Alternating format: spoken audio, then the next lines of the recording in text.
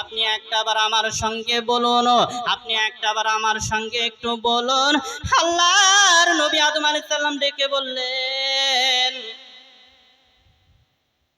তার কারণ হচ্ছে আমি আদম আলাইহিস সালাম একটি মাত্র ভুল করার কারণে 350 বছর ধরে আমাকে কাঁদতে হয়েছে।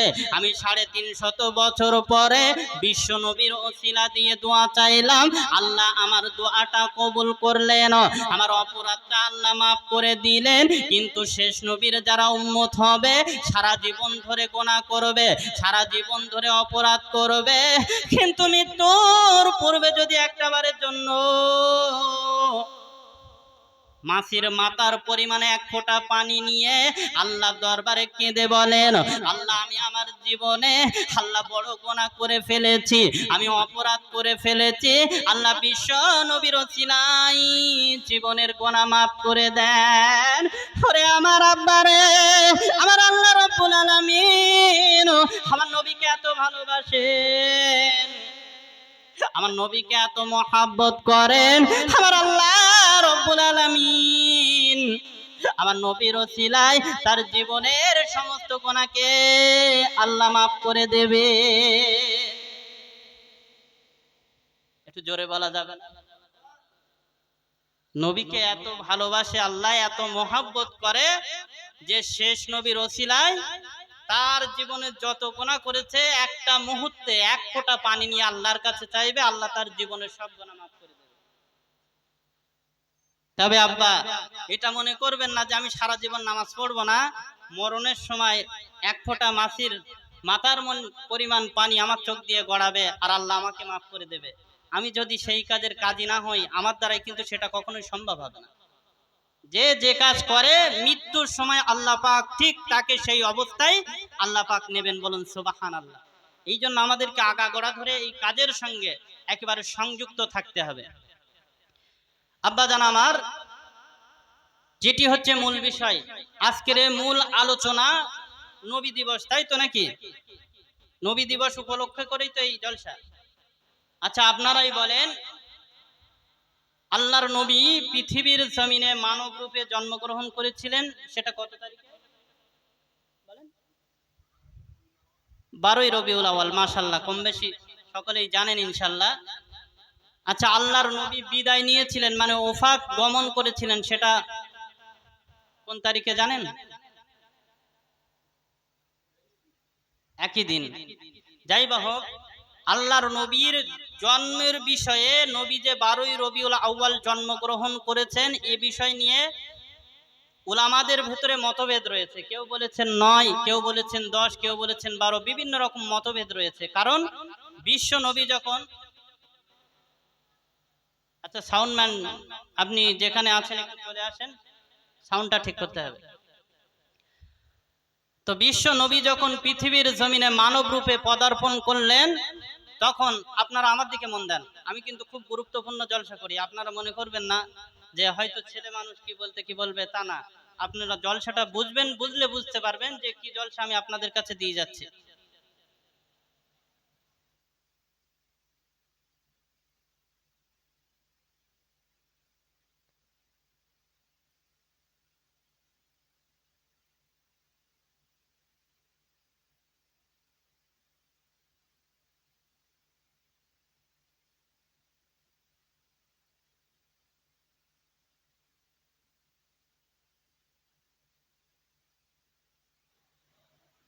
হ্যালো, তো যে কথা বলছিলাম, আল্লাহর নবী যখন পৃথিবীর জমিনে মানব রূপে পদার্পণ করলেন তখন নবীর যে এত গুরুত্ব মানুষ জানতেন না।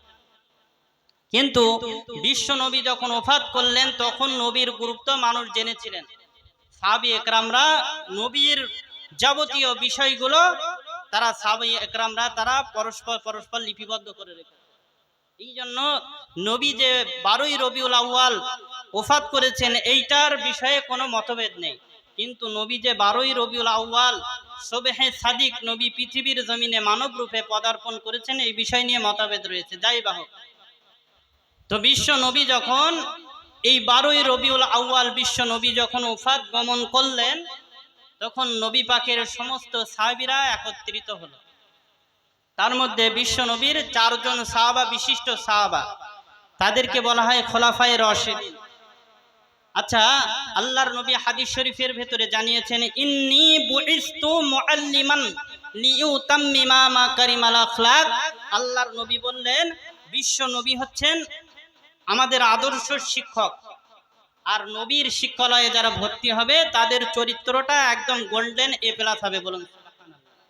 আচ্ছা, এবার আপনাদের কাছে প্রশ্ন, আমার নবীর মাদ্রাসার যিনি 1 নম্বর ছাত্র, তার নাম কি বলেন দিন? বলতে পারবেন? আমার নবীর মাদ্রাসার যিনি 1 নম্বর ছাত্র, তার নাম হচ্ছে হযরতে আবু বকর সিদ্দিক। বলুন সুবহানাল্লাহ। একটু জোরে বলেন না। আচ্ছা, 2 নম্বর ছাত্রর নাম হযরতে উমারে ফারুক। 3 নম্বর যিনি ছাত্র হযরতে উসমান, এবং 4 নম্বর যিনি ছাত্র তিনি হচ্ছেন হযরতে আলী। বিশ্বনবী একদিন বলতে বলতে বলেছেন যে আমার 4 জন সাহাবাই 4 দিক থেকে 1 নম্বর। তো সাহাবীরা ডেকে বললেন, ইয়া রাসূলুল্লাহ, ইয়া হাবিবাল্লাহ, হুজুর 4 জন কিভাবে 1 নম্বর হতে পারে? বলছেন, নরমে যিনি 1 নম্বর তিনি হচ্ছেন আমার আবু বকর সিদ্দিক। বলুন সুবহানাল্লাহ। আর গরমে যিনি 1 নম্বর তিনি হচ্ছেন আমার ওমর। বলুন সুবহানাল্লাহ। সম্পদে যিনি 1 নম্বর তিনি হচ্ছে উসমান, আর জ্ঞানে যিনি 1 নম্বর তিনি হচ্ছেন হযরতে আলী। বলুন সুবহানাল্লাহ। তো আল্লাহর নবী যখন 12ই রবিউল আউয়াল ওফাত করেছেন, তখন হযরতে আবু বকর বলছে যে আল্লাহর নবী বিদায় নিয়েছে, আল্লাহর নবীকে দাফন করতে হবে। মানুষ যখন মারা যায় আমরা কি করি? দাফন করার জন্য প্রস্তুত হই। তো হযরতে আবু বকর বলছে আল্লাহর নবী বিদায় নিয়েছে, নবীকে দাফন করতে হবে। আর হযরতে ওমর বলছে, যে বলবে নবী বিদায় নিয়েছে অত তার ধর থাকবে তো মাথা থাকবে না। এখন এই দুজনার ভেতরে দুরকম মতামত, ঝামেলা হবে না? ঝামেলা হবে দুজনার ভেতরে। একে তো হযরতে ওমর গরম মানুষ আর আবু বকর নরম মানুষ। এখন ঝামেলা হলে জিতবে হচ্ছে হযরতে ওমর। আব্বাজান আমার শুনে রেখে দেন, জেনে রেখে দেন, এমন পরিস্থিতি যখন সৃষ্টি হলো, হযরতে আবু বকর ছিলেন, তিনি হচ্ছেন গরম মানুষ। হযরতে আবু বকরের দলে নরম নরম সাহাবীগুলো যোগ দিলেন। যোগ দিয়ে বলছে, হুজুর আপনি যেটা করবেন আমরা সেটাই আপনার পক্ষে সমর্থন আছি। বলুন সুবহানাল্লাহ।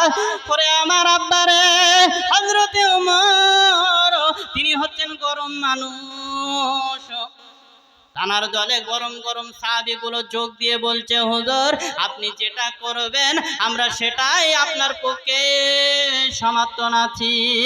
একবার জোরে বলা যাবে না সুবহানাল্লাহ?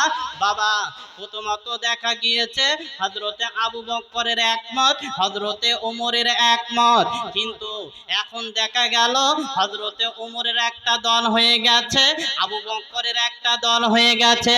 বাবা, আস্তে আস্তে দলটা ভারী হয়ে যাচ্ছে। এমন সময় বাবা দেখতে পাওয়া গেলেন হযরতে আবু যর গিফারি ডেকে বলছে, আমি ওমরের দলে যোগ দেব না, আবু বকরের দলে যোগ দেব না। বলছে, তাহলে আপনি কি করবেন? হযরতে আবু যর গিফারি ডেকে বললেন, আমি হচ্ছে রাসূলুল্লাহ বলেছেন, আনা মাদিনাতুল ইলমি ওয়া আলিয়ুন বাবুহা।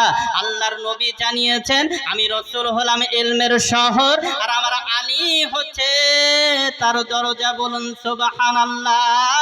পরে আমার আব্বারে এইবারে আবু যর গিফারি তিনি ডেকে বললেন, আমি ওমরের দলে যোগ দেব না, আবু বকরের দলে যোগ দেব না, আমি একটাই মাত্র মানুষের কাছে যাব, যিনি হলেন ইলমের দরজা। বলুন সুবহানাল্লাহ।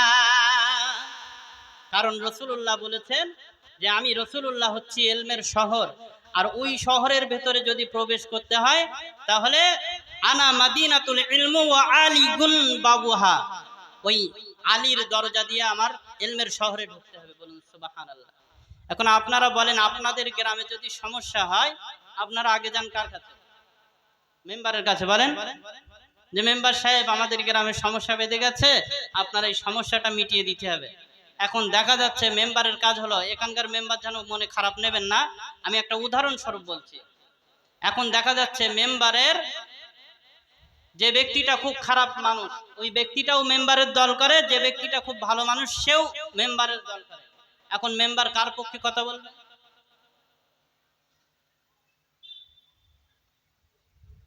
আব্বাজান আমার শুনে রেখে দেন, জেনে রেখে দেন, বাস্তব একটা দৃশ্য আপনাদের সামনে বলি। আমাদের ওখানকার ঘটনা, আমি ঘটনাটা আজকের শুনলাম। একজন মেয়ে বাবা, সে কন্যাশ্রী পাওয়ার আপনার কিনা ওই বিয়ে হলে যে জিনিসটা পায় রূপশ্রী বলে, রূপশ্রী, এই রূপশ্রী পাওয়ার উপযুক্ত। এখন দেখতে পাওয়া গেল ওই মেয়েটার বাবা আপনার কিনা অন্য দল করে বলে ওই মেম্বার বলছে রূপশ্রীটা হতে দেব না। তাহলে মীমাংসা যদি করতে হয় কার কাছে? ওরে আমার আব্বারে, আমি আপনাদের বলতে চাই, মীমাংসা যদি আপনার করতে হয় একমাত্র আলেমের কাছে যেতে হবে। ওই আলেমরাই আপনার জন্য সঠিক মীমাংসা করতে পারবেন। বলুন সুবহানাল্লাহ। হযরতে আবু যর গিফারি ডেকে বললেন, আবু যর গিফারি ডেকে বললেন, আমি আবু বকরের দলে যোগ দেব না, ওমরের দলে যোগ দেব না, একটাই মাত্র জায়গায় যাব, সেটা হচ্ছে হযরতে আলীর দরবারে। বলুন সুবহানাল্লাহ। ওরে আমার আব্বারে, এইবারে দেখা গেলেন সমস্ত সাহাবীরা কি করলেন? হযরতে আবু যর গিফারির সঙ্গী করে হযরতে আলীর দরবারে বাবা চলে গেলেন। এইবারে যখন বাবা গেছেন হযরতে আলী, তখন বাবা কোরআন তেলাওয়াত করছে। বলুন সুবহানাল্লাহ। আব্বাজান আমার, যদি কোনো মীমাংসার দরকার হয় তবে আপনারা কোরআন থেকে বাবা মীমাংসা করবেন, তবে কি হবে? মীমাংসাটা সঠিক হবে। ওরে আমার আব্বারে, এইবারে দেখলেন হযরত আলী কোরআন তেলাওয়াত করছেন। আপনার যখন কোরআন তেলাওয়াত করছেন আব্বা, হযরতে আলীর বাবা আবু যর গিফারি ডেকে বললেন, হুজুর খামোকা কোরআন তেলাওয়াত করে কোনো লাভ হবে না, খামোকা কোরআন তেলাওয়াত করে কোনো লাভ হবে না। কারণ যে নবীর প্রতি কোরআন নাজিল হয়েছে ওই নবী নিয়ে বাবা দ্বন্দ্ব বেঁধে গেছে। ওরে আমার আব্বারে, আপনারা দেখতে পাবেন আমাদের সমাজে বর্তমান চলছেন, বর্তমান আপনারা দেখতে পাবেন আমাদের সমাজে চলছে বাবা, একদল বলছে নবী মাটির তৈরি, আর একদল বলছে নবী নূরের তৈরি, একদল বলছে আপনার কি না নবী হচ্ছে আমাদের মতন মানুষ, আর একদল বলছে না না নবী সাধারণ কোনো মানুষ নয়। ওরে আমার আব্বারে, আপনারা দেখতে পাবেন বর্তমান সময় আপনার দেখা গেছে নবী নিয়ে বিভিন্ন রকম বিতর্ক বেঁধেছে বাবা, বিভিন্ন রকম বাবার সমস্যা বেঁধেছে। আব্বাজান আমার দেখতে পাওয়া গেছেন হযরতে আলীর দরবারে যখন গেছেন, আলী তখন কোরআন তেলাওয়াত করছেন। হযরতে আবু যর ডেকে বলছে, খামোকা কোরআন তেলাওয়াত করে কোনো লাভ নেই। ওরে আমার আব্বারে, হযরতে আবু যর বললেন, ও ভাই আলী আপনি বেরিয়ে আসেন। হযরতে আলী বাবা বেরিয়ে আসলেন, এসে দেখলেন সমস্ত হাজার হাজার সাহাবারা সব হাজির। ডেকে বলছে, কি সমস্যা আপনারা বলুন। হযরতে আবু যর ডেকে বলছে, সমস্যা হচ্ছে আবু বকর বলছে নবী বিদায় নিয়েছে, আর হযরতে ওমর বলছে নবী ঘুমিয়ে আছে, নবীকে যে মৃত্যু বলবে তার ধড় থাকবে অথচ মাথা থাকবে না। এখন আপনি বলেন আমরা হচ্ছে নবীর সাধারণ সাহাবী, আমরা হচ্ছে নবীর সাধারণ সাহাবী, আমরা সাধারণ সাহাবীরা বুঝতে পারছি না আমরা আবু বকরের দলে যোগ দেব না হযরত ওমরের দলে যোগ দেব। ওরে আমার আব্বারে, হযরতে আলী বললেন, প্রকৃত যারা মুসলমান হবেন তারা কোনো মানুষের দল করবে না, তারা একটাই মাত্র দল করবে। আল্লাহ কোরআন শরীফের ভেতরে জানিয়েছেন, বাপ ইয়া আইয়ুহাল্লাযীনা আমানুত্তাকুল্লাহা হাক্কা তুকাতিহি ওয়া লা তামুতুন্না ইল্লা ওয়া আনতুম মুসলিমুন। ওরে আমার আব্বারে, আমার আল্লাহ রাব্বুল আলামিন কোরআন শরীফে জানিয়েছেন বাপ হে ইমানদার মুসলমানেরা, তোমরা আমি আল্লাহ আমাকে ভয় করো, আমাকে ভয় করার মতন ভয় করো। আর অতক্ষণ পর্যন্ত তোমরা মরবে না যতক্ষণ পর্যন্ত তোমরা মুসলমান না হবে। আব্বাজান আমার, মুসলমানের ঘরে আমরা জন্ম নিয়েছি বটে, কিন্তু যদি মুসলমান হয়ে না মরতে পারি, মনে রেখে দেবেন এই জন্ম নিয়ে কোনো লাভ হলো না। ওরে আমার আব্বারা, আমি বলতে চাই, এইবার হযরত আলী ডেকে বললেন, তোমরা যদি মুসলমান হয়ে মরতে চাও, মুসলমান হয়ে যদি দুনিয়া থেকে বিদায় নিতে চাও, একটাই মাত্র দল করতে হবে। আব্বাজান আমার, প্রকৃত পক্ষে দল কয়টা? জোরে বলেন। আপনারা ওয়াজটা শোনেন না? সারা জীবন তো ওয়াজ শুনে এসেছেন বাপ। প্রকৃত দল হচ্ছে দুটো, একটা হচ্ছে হিজবুল্লাহ আর একটা হচ্ছে হিজবুশ শয়তান। একটা হচ্ছে আল্লাহর দল আর একটা হচ্ছে শয়তানের দল। প্রকৃত যদি আপনার দল করতে হয়, তবে আল্লাহর দল আপনার করতে হবে। ওরে আমার আব্বারে, এইবারে সাহাবীরা বললেন, ও ভাই আলী, আপনি বলুন, তবে আমরা কোথায় যাব, আমরা কার দল করব, আমরা তো বুঝতে পাচ্ছি না। হযরতে আলী হযরতে আবু বকরকে ডাকলেন, ডেকে বলছে, ভাই আবু বকর, আপনি হচ্ছে নবীর 1 নম্বর সাহাবী আর আপনি হচ্ছে নবীর 2 নম্বর সাহাবী।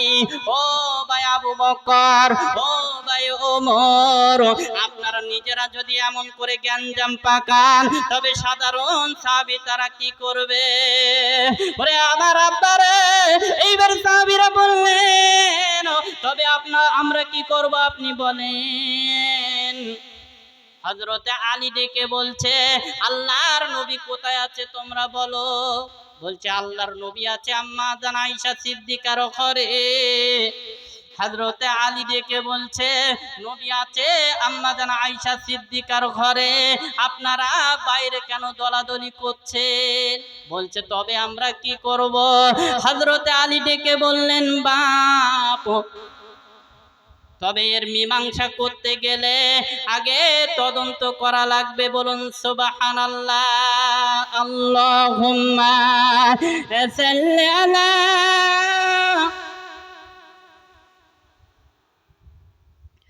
ওয়া আলা আলি সাইয়্যিদিনা। এতিম নবী, গরিব নবী, শীতলার পরে শুয়ে, আর কেহ তাকে না গরিব বলে, ও যে এতিম নবী বলে। সে যে আমার দয়ার নবী, সে যে আমার মায়ার নবী, মা আমেনার লাল। ওই নবীর নামে দরুদ পড়ি, ও যে মুমিন মুসলমান। আল্লাহুম্মা সাল্লি আলা, মহব্বতে পড়েন, ওয়া আলা আলি।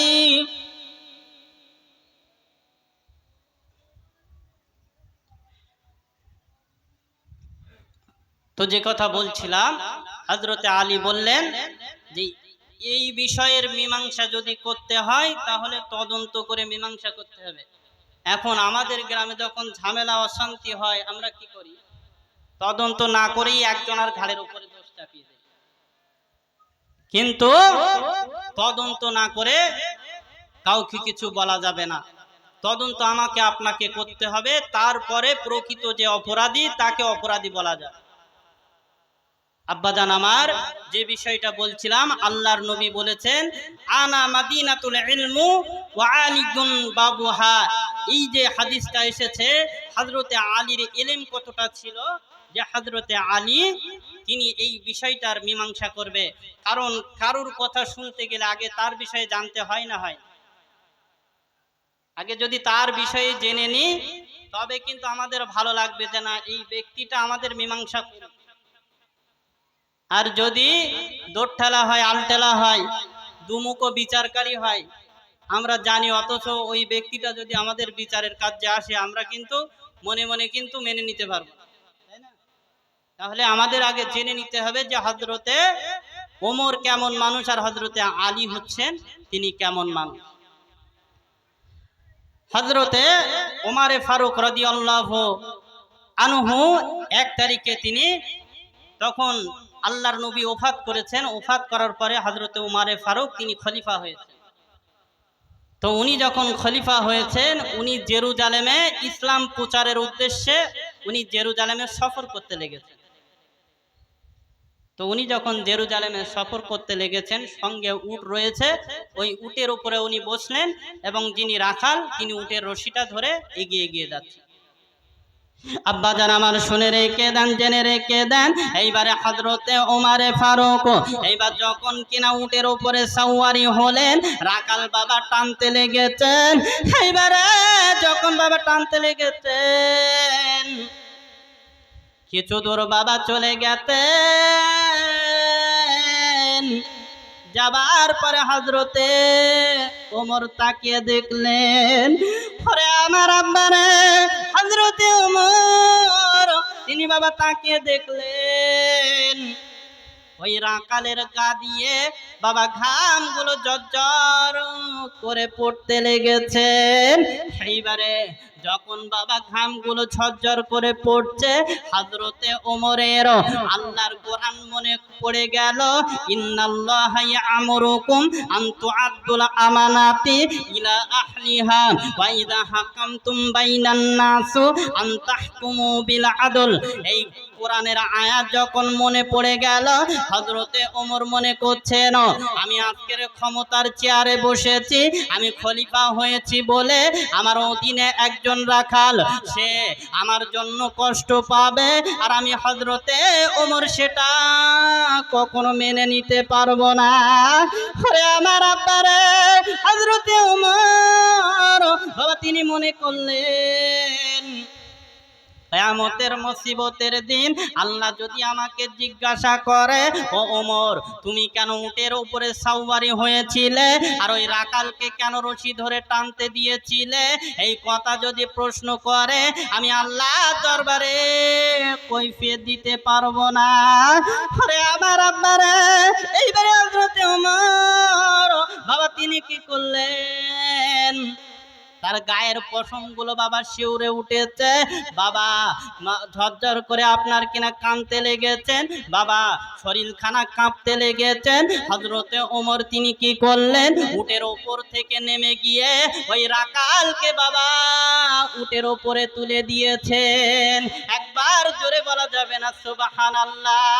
হযরতে ওমর তিনি হচ্ছেন অর্ধ পৃথিবীর খলিফা, যেমন আমাদের প্রধানমন্ত্রী নরেন্দ্র মোদী ঠিক তদ্রূপ তিনি একজন আপনার কিনা গভর্নর, তিনি একজন কিনা প্রধানমন্ত্রী, অর্ধ পৃথিবীর প্রধানমন্ত্রী।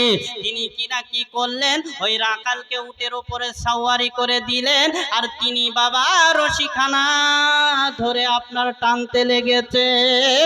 ওরে আমার আব্বারে এইবারে যখন রশিটা বাবা টানতে লেগেছেন জেরুজালেমে যেই না বাবা পৌঁছে গেলেন, বাবা যাবার সাথে সাথে জেরুজালেমের যত মানুষ রয়েছে, কারণ প্রধানমন্ত্রী আমাদের দেশে আসছে, ওই প্রধানমন্ত্রীকে এক নজর দেখতে হবে, কারণ তারা না শুনেছেন ওমরের মতন খলিফা পৃথিবীর জমিনে আর দ্বিতীয় কেউ হবে না।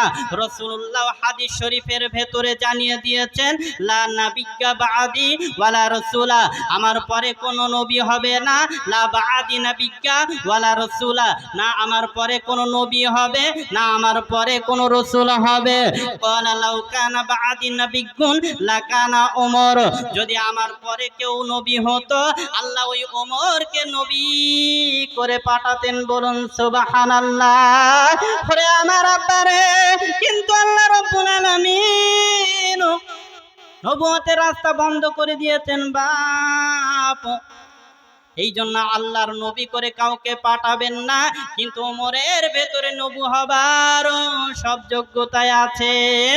ওই ওমর বাবা জেরুজালেমে যাচ্ছেন, বাবা সমস্ত জেরুজালেমরা আপনার হাজার হাজার মানুষ, লাখো লাখো মানুষ তারা লাইনে কাতারে কাতারে দাঁড়িয়ে গেছেন। ওই ওমরকে এক নজর তারা দেখবেন। বাবা এইবার যখন কিনা চলে গেছে উটের উপরে সাওয়ারি, তানারা মনে করলেন হযরতে ওমরকে সম্বোধন করতে হবে, একটা চৌকি নিয়ে আসলেন এবং একটা মানুষ তিনি কি করলেন বাবা পিঠখানা উবুড় করে দিলেন, কারণ উট থেকে নামতে হবে অনেকটা উঁচু নিচু জায়গা। এইবারে যখন কিনা এমন করলেন রাখাল বাবা জর্জর করে কাঁদতে লেগেছেন, চোখের পানিটা ফেলতে লেগেছেন, ঝরঝর করে বাবা কাঁদতে লেগেছেন। আরে আমার আব্বারে রাখাল ডেকে বললেন, তোমরা যাকে ওমর মনে করছো ওই ওমর সে দড়িখানা ধরে দাঁড়িয়ে আছে, আর আমি রাখাল হচ্ছি উটের পিঠে। বলুন সুবহানাল্লাহ। আর একবার জোরে বলা যাবে না সুবহানাল্লাহ? বাবা ওই জেরুজালেম ওরা মানতে চায় না, ওরা বাবা বিশ্বাস করতে চায় না, ওরা বাবা মানতে চায় না। ওরা বলছে না না এটা কখনো হতে পারে না, কারণ অদ্য পৃথিবীর খলিফা সে রাখাল সে যে হাঁটবে আর রাখাল কিনা উটের উপরে সাওয়ারি হবে, এটা কখনো হতে পারে না, এটা আমরা মানতে পারি না। হে রাখাল বাবা তিনি ডেকে বললেন, পৃথিবীর জমিনে যখন কোরআনের আইনটা প্রতিষ্ঠিত হয়ে যাবে তখন এগুলো আপনি আপ সম্ভব হয়ে যাবে। বলুন সুবহানাল্লাহ। পৃথিবীতে যখন কোরআনের আইনটা প্রতিষ্ঠিত হয়ে যাবে তখন এগুলো আর অসম্ভব থাকবে না, এগুলো আপনি আপ সম্ভব হয়ে যাবে।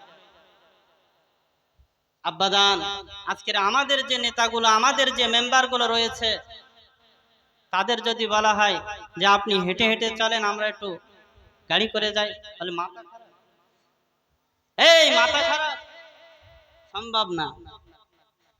নেতারা সব সময় উঁচু জায়গায় থাকবে, আর নেতার যারা আপনার কিনা পূজারা রয়েছে তারা সব সময় হেঁটে হেঁটে সব সময় নেতার পেছনে দৌড়বে। কিন্তু নেতার যে প্রকৃত কাজ, নেতার কিন্তু প্রকৃত কাজ হলো তার জনগণকে সেবা দেওয়া। আজকের সে নেতা কোথায়? আব্বাজান আমার সমস্ত জেরুজালেম হযরতে ওমরের এই আদর্শ দেখে যত জেরুজালেম ছিল সকলেই আপনার ঈমান এনে ইসলাম গ্রহণ করেছেন। বলুন সুবহানাল্লাহ। কিন্তু একজন পাদ্রী ছিল আপনার, একজন ওর ভেতরে একজন মানুষ ছিল, সে হচ্ছে বেকা মানুষ। দেখবেন প্রত্যেকটা গ্রামের ভেতরে আপনার কিনা বেকা মানুষ একটা করে থাকে। ওকে আপনি যতই বোঝাবেন, হাজার চেষ্টা করলেও বুঝবে না। ওকে যদি আপনি এদিকে বলেন ও সবসময় ওইদিকে যাবে। তো ওই বেকা মানুষ সে আর ইসলাম গ্রহণ করলো না, সে কি করলো, ছুটে ছুটে ওই পাদ্রীর কাছে চলে গেল। ওই জামানার সব থেকে যে বড় পাদ্রী, তার কাছে গিয়ে বলছে, হুজুর আপনি এখানে বসে বসে আপনি আপনার কিনা পয়সার ধান্দায় বসে আছেন, কিন্তু আপনি চলুন, সমস্ত জেরুজালেম সব মুসলমান হয়ে যাচ্ছে ওমরের আদর্শ দেখে, আপনি শিগগিরই চলুন। সঙ্গে সঙ্গে পাদ্রী ছুটে আসলেন, এসে হযরতে ওমরের সামনে দাঁড়ালেন। পাদ্রী বলছে আমিও কলেমা পড়বো। হযরত ওমর বলছে ঠিক আছে তুমি কলেমা পড়ো। তা বলছে আমি এখন পড়বো না, আমি 4টে প্রশ্ন তোমাকে করব। এই 4টে প্রশ্নের উত্তর যদি দিতে পারো তবে আমি কলেমা পড়বো, না তো পড়বো না। হযরত ওমরে ফারুক ডেকে বলছে ঠিক আছে বলো তোমার 4টে প্রশ্ন বলো। বলছে প্রথম নম্বর প্রশ্ন হচ্ছে, পৃথিবীর এমন কোন কবরও জিন্দা অথচ লাশও জিন্দা? বলুন সুবহানাল্লাহ। আচ্ছা আপনারা বলতে পারবেন, এতদিন তো মাটি দিয়েছেন, লাশগুলো দাফন করেছেন, তাই এরকম কোন কবর আপনারা দেখেছেন যে লাশও জিন্দা অথচ কবরও জিন্দা? দেখেছেন? সেরকম নলেজ নেই বলেন। 2 নম্বর হচ্ছে, পৃথিবীর এমন কোন কয়েদখানা যেখানে কয়েদি নিঃশ্বাস নিতে পারে না অথচ বেঁচে থাকে? এরকম কোন কয়েদখানা আছে যে নিঃশ্বাস ছাড়া বেঁচে থাকা যায়?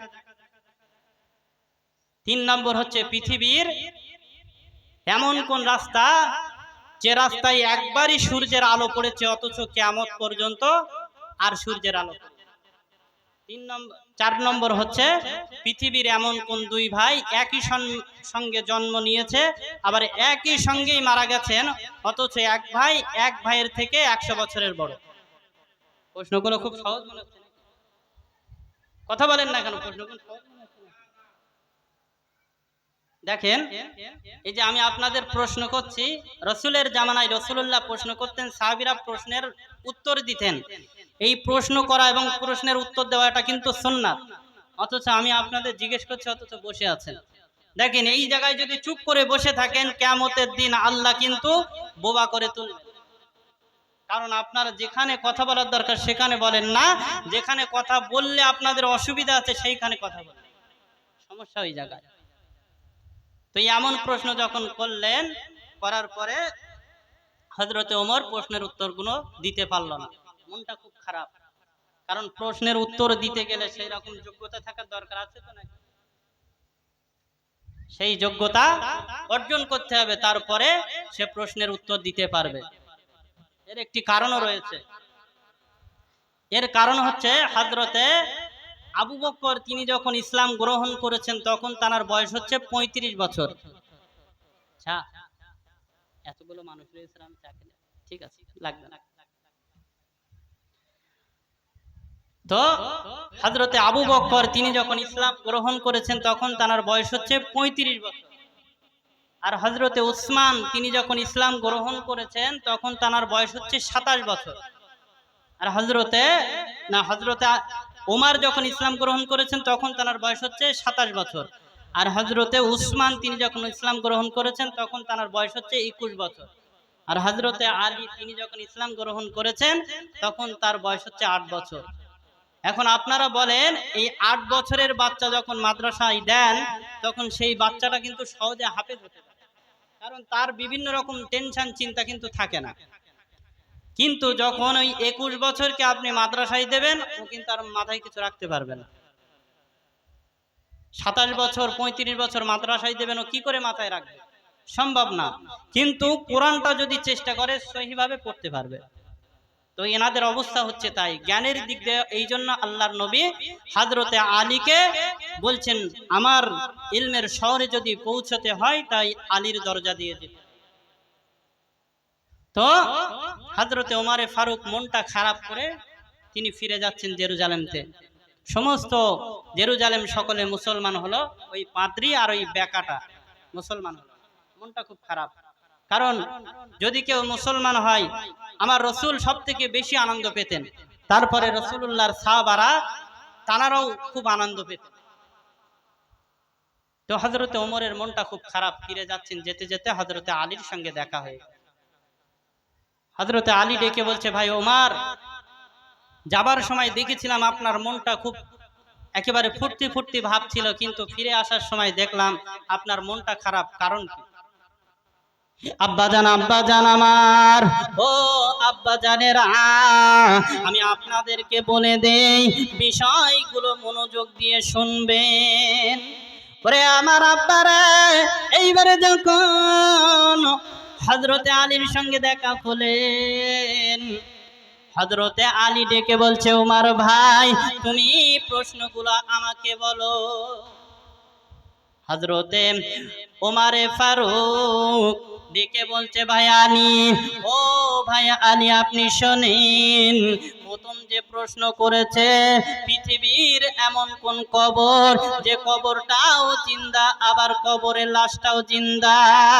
ওরে আমার আব্বারে, হযরতে আলী তিনি বাবা এমন জ্ঞানী ছিলেন, মুহূর্ত সময় লাগলো না, বাবার সাথে সাথে প্রশ্নের উত্তরখানা দিয়ে দিলেন। বলুন সুবহানাল্লাহ। আব্বাজান আমার হযরতে আলী ডেকে বলছেন, ও ভাই ওমর, আপনি শোনেন, প্রথম নম্বর প্রশ্নের উত্তর হচ্ছে হযরতে ইউনূস আলাইহিস সালাম আর মাছের পেট। বলুন সুবহানাল্লাহ। ওরে আমার আব্বারে, হযরতে ইউনূস বাবা তিনি কি করলেন? তানার কওমদেরকে বাবা দাওয়াত দিতে লেগেছেন। এইবারে তিনি যখন দাওয়াত দিচ্ছেন, বাবা কেউ মুসলমান হচ্ছে না, বাপ কেউ তার কথা কর্ণপাত করে না। এইবারে যখন কেউ তার কথা বাবা কর্ণপাত আলোকপাত করছেন না বাপ, তিনি এবারে কি করলেন, আল্লাহর কাছে বদদুয়া করে চলে গেলেন। ওরে আমার আব্বারে, এইবার যখন গেলেন বাবা, তিনি নৌকায় সওয়ারি করলেন। বাবা নৌকায় করে দরিয়া পার হচ্ছেন, এমন সময় বাবা দেখতে পাওয়া গেল সমুদ্রের উত্তাল ঢেউ ওঠা শুরু করে দিয়েছেন। বাবা জাহাজটা টলমল টলমল করছে, একবার এদিকে যাচ্ছে একবার ওদিকে যাচ্ছেন। সকলে আর বাঁচবো না, আর বাঁচবো না, আমাদেরকে মনে হয় দুনিয়া ছাড়তে হবে। এমন সময় একজনা বললেন, এমন কোন মানুষ হয়তো হবেন, সে তার প্রভুকে আপনার কিনা প্রভুর কথা অমান্য করে এই নৌকায় যাত্রী হয়েছে। ওই মানুষটা যদি নৌকা থেকে লাফিয়ে পড়ে, আপনার কিনা সমুদ্র যদি লাফিয়ে যায়, তাহলে কিনা এই ঢেউ বন্ধ হয়ে যাবে।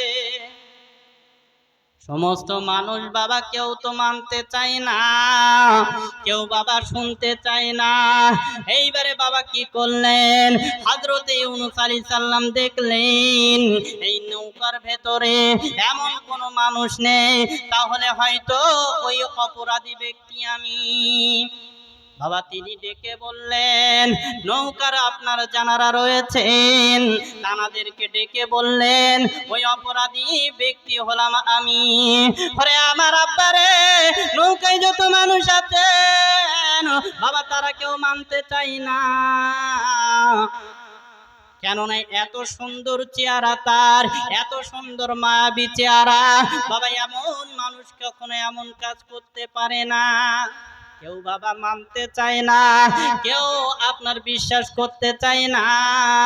এইবারে তানারা কি করলেন বাবা, লটারি করা শুরু করে দিয়েছে।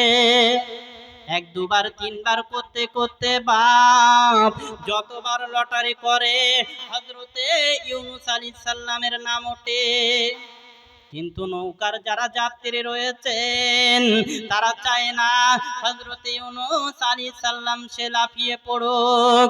ওরে আমার আব্বারে, হযরতে ইউনূস আলাইহিস সালাম তিনি যখন দেখলেন কোন মানুষ আমাকে ফেলতে চায় না, এইবারে তিনি নিজে নিজে লাফ দিলেন।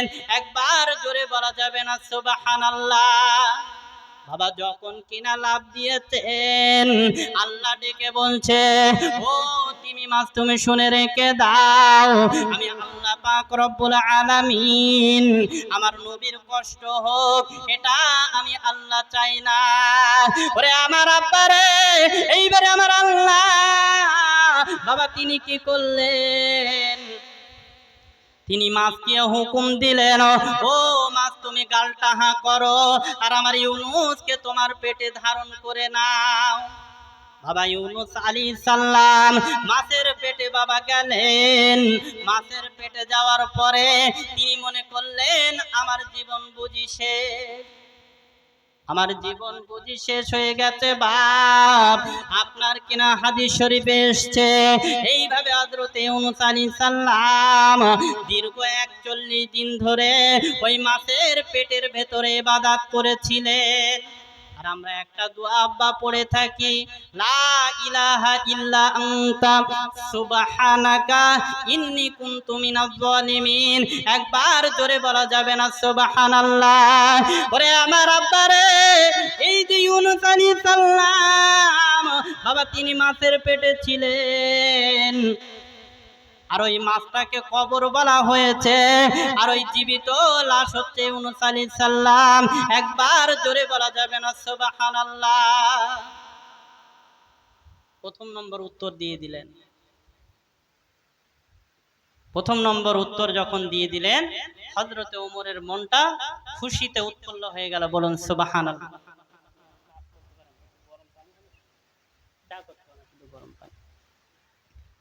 তো হযরতে ইউনূস আলাইহিস সালাম তিনি হচ্ছেন লাশ, আর ওই মাছটা হচ্ছে কবর।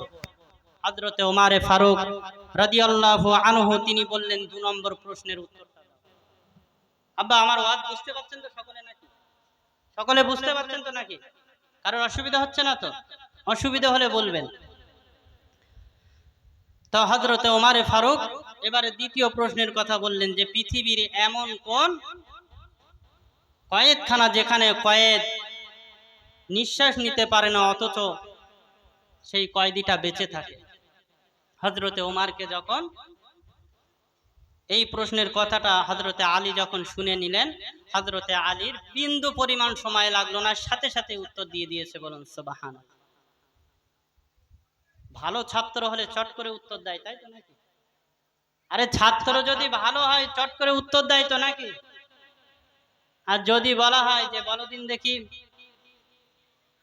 নামাজ তো পড়েন, দীর্ঘদিন ধরে পড়ছেন, তা বলেন দিন দেখি আত্তাহিয়াতুটা বলেন, বলতে জানি। আচ্ছা বলেন দিন দেখি দোয়া দরুদটা বলেন দিন দেখি, দোয়া মাসুরা বলেন দিন দেখি। একদিন আমি মসজিদে নামাজ পড়লাম, নামাজ পড়ে মানে কোনো একটা জায়গায় হয়তো আমি সফরে যাব, এই জন্য আমি নামাজটা পড়লাম, কিন্তু সূরাটা ছোট সূরা দিয়ে পড়লাম। কোরআনের এমন সূরা রয়েছে 3 আয়াত বিশিষ্ট সূরা রয়েছে, তো ওই ছোট সূরা দিয়ে আমি নামাজ পড়লাম, নামাজটা আমার একটু তাড়াতাড়ি হয়ে গেল। তো বাইরে যাওয়ার পরে মুসল্লি আমাকে ডেকে বলছে কিরকম নামাজ পড়ো, আমার নামাজ শেষ হয় না অথচ তোমার নামাজ কি নামাজ পড়ো না জানি, এত তাড়াতাড়ি কি করে শেষ হয়? তাই বলছে আচ্ছা ঠিক আছে, আপনি তো নামাজ পড়েছেন, আমিও নামাজ পড়েছি, আচ্ছা আপনি বলেন দিন দেখি সূরা ফাতিহাটা। তা বলছে সুবহানাল্লাহ সুবহানাল্লাহ সুবহানাল্লাহ। আচ্ছা বলেন দিন দেখি আত্তাহিয়াতু। তা বলছে সুবহানাল্লাহ সুবহানাল্লাহ সুবহানাল্লাহ। আচ্ছা বলেন দিন দেখি দরুদটা, তাও সুবহানাল্লাহ। আচ্ছা রুকুতে কি বলতে হয়, তাও সুবহানাল্লাহ। আর সব জায়গায় সুবহানাল্লাহ দিয়ে চলছে, অথচ আমার আগে নামাজ হয়ে যাচ্ছে, তোমার দেরিতে নামাজ হয়। আব্বা জান আমার শুনে রেখে দেন, জেনে রেখে দেন, আল্লাহ কোরআন শরীফের ভেতরে জানিয়ে দিয়েছেন ফাওয়াইলুল লিল মুসাল্লিন, ওই সমস্ত মুসল্লি তারা ধ্বংস, ওই সমস্ত মুসল্লি তারা ধ্বংস হয়ে যাবে আল্লাযীনা হুম আন সালাতিহিম সাহুন।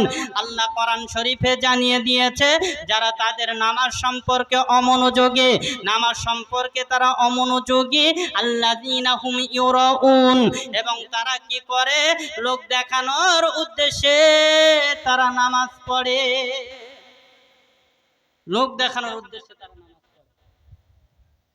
আল্লাহ ডেকে বলছেন হাবিব তুমি ওদের বলে দাও ওই সমস্ত মুসল্লি তারা ধ্বংস, তারা শেষ হয়ে যাবে, তারা বরবাদ হয়ে যাবে। কারা সফলতা পাবে? কদ আফলাল মুমিনুনা হুম ফি সালাতিহিম খাশিউন, যারা একাগ্র চিত্তে নামাজ আদায় করবে তারাই কেবলমাত্র সফলতা লাভ করবে। বলুন সুবহানাল্লাহ। এবং নামাজটাকে পড়তে হবে আকিমিস সালাতা লিযিকরি, আল্লাহকে স্মরণ করার উদ্দেশ্যে। বলুন সুবহানাল্লাহ। অথচ সেই নামাজ আমরা পড়ি না। আমরা বলি নামাজ পড়ি না তাই কি আমরা কি লোক খারাপ?